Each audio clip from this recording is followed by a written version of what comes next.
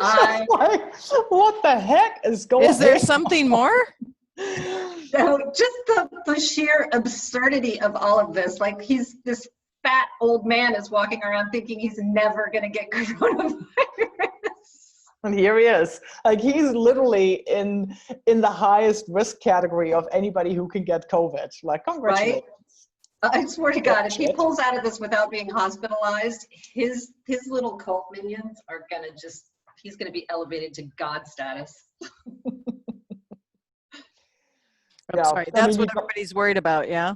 You don't want to wish sickness or death on anybody, No, but it's like the irony here is just mind-boggling. It's just Agreed. mind-boggling. Yeah, I haven't even really had time to process it because I, of course, woke up to the news, given that it came in, 1 a.m. our time? He tweeted that? Yeah, no, it was breaking for us. It was breaking news for us right in the height of the evening news cycle. Right, as you were about to go to sleep, yeah?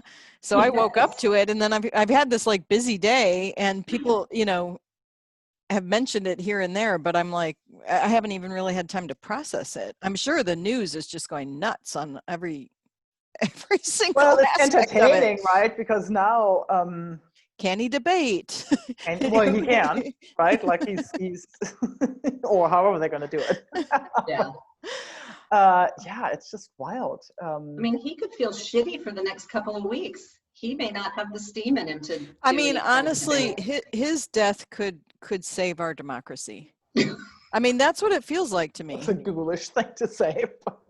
I don't care. It's true. It is true. Yes, I mean, and the true. Historians would look back on it and say that man's death probably saved the American democracy. I don't know. I'm scared of Mike Pence, Astrid, too. I think He's I'm so where weird. I think I'm where you were a week ago, where I finally read that Atlantic article, which I think was the one you were talking about, and then listened to the interview with the guy on Terry Gross. Well, yeah. Holy. Yeah, what's interesting about this is, now the news cycle, immediately swings to, the order of succession, all the risk, talking about the risk factors that men of his age have, right? So it actually ends up being this really interesting, I feel like it sort of opened up some new conversational pathways, right? For people to sort of come around to talking about it, right? And then this whole question of like, who invokes the 25th Amendment? It's right. Fun. It's going to be entertaining to watch, right? I mean, again, I really don't want to wish death even on horrible people, but it's sort of an interesting new. Yeah, I mean, I talk about October surprise, right? What would the Republicans do if he's, for whatever reason, let's say he dies, he can't run for office, the ballots are out with his name on it. Pence. Yeah, I think it goes to Pence. Automatically? I assume. I don't know. I don't know. Doesn't the RNC have to decide who their nominee is? And then the name, I don't know. Anyway, I'm sure we'll hear more than we ever wanted to hear about any of these issues in the next couple of weeks. So after Mike Pence, who's the logical, in the order of succession I remember, do you remember when in the Republican Party, you remember when Reagan was shot and Alexander Haig said he was going to be president? And yes. I just remember, because I was a teenager at the time, so it was probably like in our history class or something where we all had to be like, here's the lesson on order of succession. But yeah, I'm not sure who it is. I mean, it's got to be Senate over the House, right? That's why I said Mitch McConnell. And Mitch McConnell.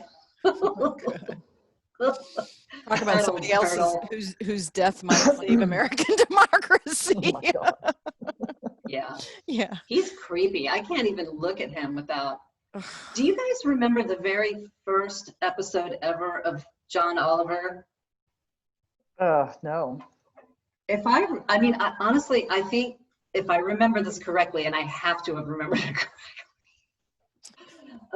at the very end of the show, they had a picture of Mitch McConnell's face, and then they flipped it to an old dude's dick and balls. Oh. Wow. I was blown away, but I thought, wow, this is HBO. And now I can never unsee what I just saw. Oh yeah, because those jowls are very. Yeah. It was really in your face, and of course, nutsack looking. John Oliver is so gleeful about poking holes in everything, which I Mm. love. But I cannot, Mitch McConnell just repulses me on a level which is Oh, hard to put into oh words. God, yeah, it's horrific. Well, the latest news that just came across the transom is that apparently Trump is now being given an experimental treatment. Oh, good. Wow. He's a guinea pig number one. Interesting. An antibody cocktail put together by Regeneron, that pharmaceutical company. Wow. Well, I hate it for him if he has any kind of a reaction like Peter's been having to his antibody treatment, because yuck. Yeah. Just gives you like full body rashes and just Mm. really shitty. Yeah, that I was side just thinking effects. about all my, HIV positive friends who did the early antiretrovirals in Oh my God, that's the no early fun. days of HIV. Man, that was Yeah, it's pretty brutal. rough before they figured out what cocktail worked. Yeah. Ugh. How old is Trump? 78? 74. 74? Yeah. God. Wow. Yeah. Does Barron have it? I was laughing because I saw, Melania had it, and I was remembering, wasn't it you who was saying that they shook hands at the debate? Yeah. Oh. Melania shook hands, like, Jill went up and hugged Joe, and then Melania went up and like shook hands with Trump. Maybe that's when she got it. She's like, God damn it, I shouldn't have shook his hand. No, New York Times right now has sort of pictures. No, Barron Trump tested negative, as did Ivanka and Jared, and the Pences. Because they're all staying away from him. Oh God. But yeah, now I mean, it's funny, right, in a way, because now the nation is getting a lesson in contact tracing. Yeah, that's right. And exactly. I was that. thinking, gosh, if you were a journalist on that plane with Hope Hicks on it, wouldn't you just be like freaking cursing? Yes. To high heavens. I mean, they've gotta be thinking about that with that crowd following the president around. I guess that'll start to come out in the next week or so, won't it? How many people that were on the plane have tested positive? Yeah, and then you'll get a bunch of, but then you're going to get a bunch of false negatives and false positives, right? So this is now going to slosh for a couple of weeks. Until the election. Yeah. Wow. Well, I don't even know what to say about Ivanka and her robot husband. Yeah. They creep me out too. I know, the whole situation is just so ludicrous. So you just, every once in a while, you just think like, is this really reality? God, it's just, this is really happening. just what we were saying the other day, Astrid, like, what do you think you'd be doing if fascism took over? And it's like, exactly what you're doing right now. That's what you'd be doing. Yeah. God, that's a really scary thought. Fuck. Yeah. Fuck.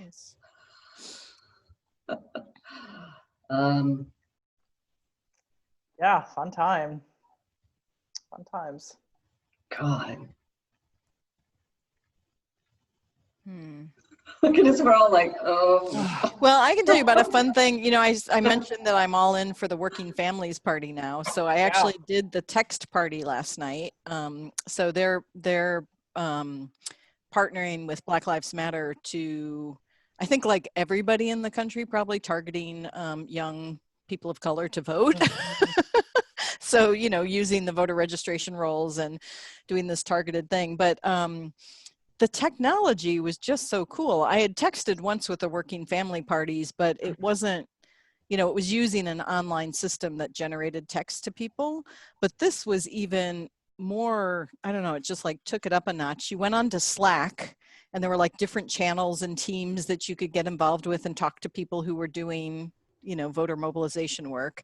And then there was a Zoom call where we actually all hung out. There was probably like 50 of us on the Zoom call, kind of hanging out between 6 and 9 my time last night, and kind of there were 3 people who were there to kind of support us in the text that we were doing.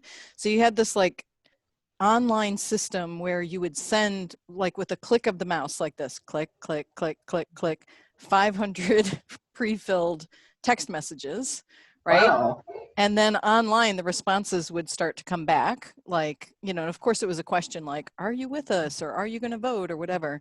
And then whatever they responded, you would have like a drop down menu of the things that you could autofill back into your text message. But we're also kind of encouraged to add in your own voice so that people knew it was a human being contacting them, not just an auto-generated text.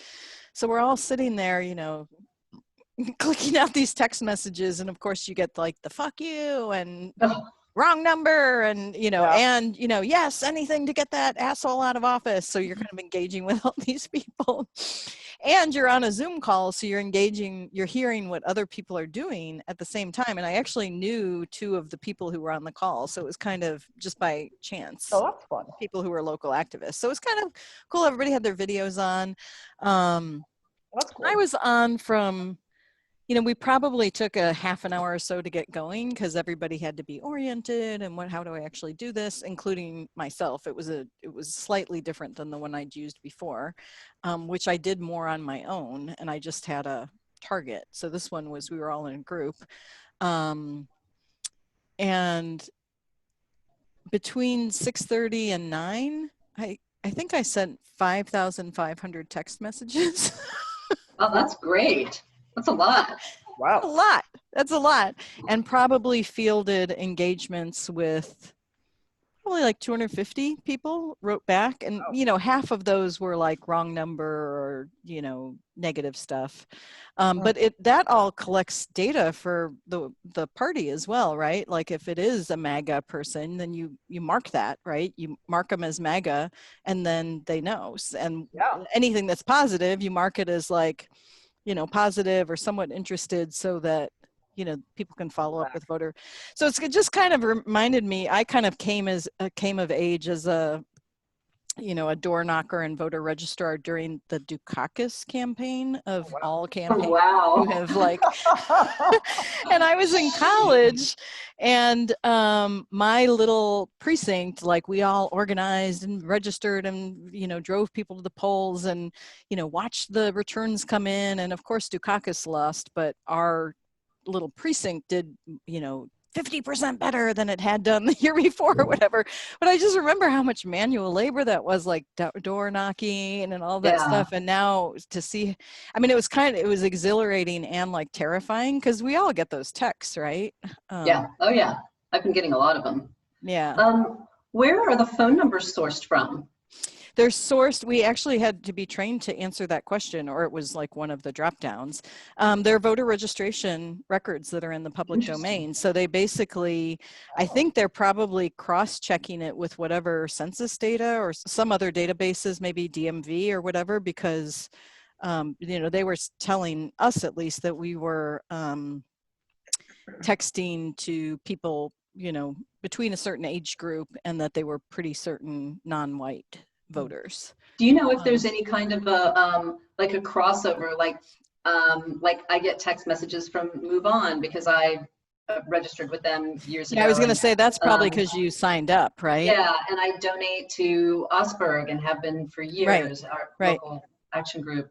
So they must be drawing things from everywhere, right? I think this group, I mean, I'm sure that they have their party list, just like, you know, I'm on Virginia Democrats list and get their text messages and stuff. Right. But those are things I opted into. This is really going out, I think, just to the general public. Although I will say a number of people responded like, you know, for fuck's sake, you guys, you've texted me 12 times in the last week. I'm going to vote. God damn it. You know, like they were just like, you know, like, how did you get this number? And there's rules of, I guess there's legal rules around, you know, when you have to actually take people off the call list and, you know, what types of words you have to opt them out. But it was fun. I'm definitely going to do it again. They do it twice a week. And I think my group, I don't know if we were just the East Coast group or just a group. I don't know how many were being organized at the same time. I think we sent, I don't know, 150,000 text messages last night. That's really good. Yeah, it was really, it felt, in the past election, I did postcard writing. I've done some of that this time, yeah. Yeah, this feels a lot more efficient than a postcard writing. I don't know. I mean, I'm probably sure. not as effective, but I'm like, how long did it take me to write a postcard? Yeah. I mean, when you think about how many people you can reach at now, I mean, like instantly with text messages as opposed to Mhm. people who just throw out their mail without even looking at it. Right, right. Yeah, I would be much more likely to read my text messages than I would Mhm. to notice a postcard. But Yeah. You know, I was thinking about that when I wrote some postcards to register although voters. a handwritten postcard does get attention. That's it, right? Like Yeah, that's what I was handwritten. thinking. And Yeah. I did what I probably shouldn't have done and Googled some of the people I was writing to, and a lot of them were elderly. And I thought, you know, if that's an elderly person somewhere in Getting a rural piece of, Alabama, actually getting a piece of mail is more likely to have an effect, I think. yeah, I would Yeah. agree. yeah. I would absolutely agree. For ones that you were sending to other states, were you mailing them to Alabama to be mailed in Alabama? No, I mailed them directly from here. Yeah, because I Yeah, always we had a wonder how like a postmark from another state would affect a local voter. Because I know when we were doing it in Virginia, there was a big push to get people to locally in Virginia to say like, hey, fellow Virginian, Right. I'm like yeah. you, right? That's what the text was like. It was like, your election is so important that I'm writing to you from Portland or something, you know. Just Oh, okay. the fact that like this really matters to us, what happens in Right, your state. right. Interesting. Anyway, Let's meditate. let's meditate. Where'd Thoughts Dana and go? prayers, right? Thoughts and prayers. Thoughts Some and kind of prayers. critter that was wrestling around outside my door, but I'm not sure what it was. It went away. Okay. All right. Well, we decided we're going to meditate. Okay. I'm gonna meditate